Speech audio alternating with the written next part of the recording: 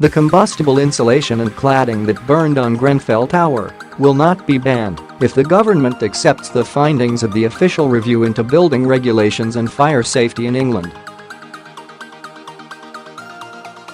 Dame Judith Hackitt's report, being published this morning, will criticize what she calls systematic flaws in the system of how buildings are planned, built and managed, which she believes are putting people's lives at risk.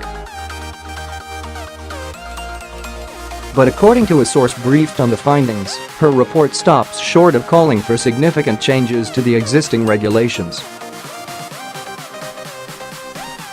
Instead, she is expected to recommend additional measures, including holding developers and building managers responsible for fire safety and the creation of a new body to ensure the rules are followed.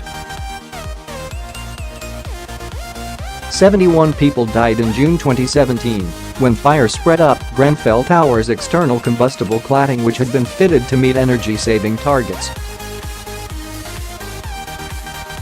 Almost 300 other high-rise buildings were subsequently found to have unsafe cladding, and the government said on Wednesday it will provide £400 million to replace it on 158 social housing buildings.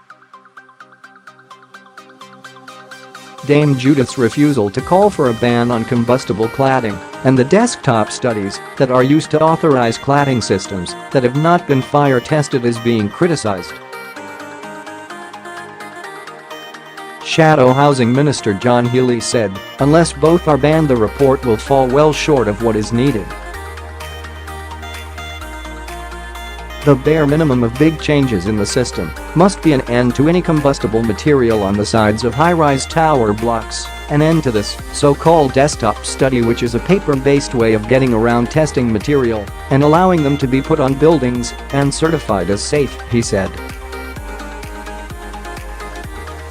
The Royal Institute of British Architects has campaigned for a ban on combustible cladding and says above all its members need clarity.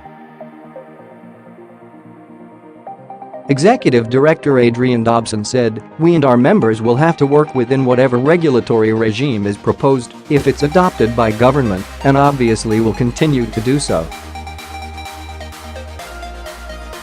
But at the same time, if we don't see these basic clear requirements which we think are necessary in order to assure the public and give the industry clear guidelines that are enforceable and we can all work towards, we'll continue to campaign for those basic requirements that we think are needed." In a brief statement ahead of the report's publication, the Ministry of Housing, Communities and Local Government said, "The report is forward-looking and focused on establishing a sufficiently robust regulatory system for the future, in this way providing assurance to residents that the buildings they live in are safe and remain so."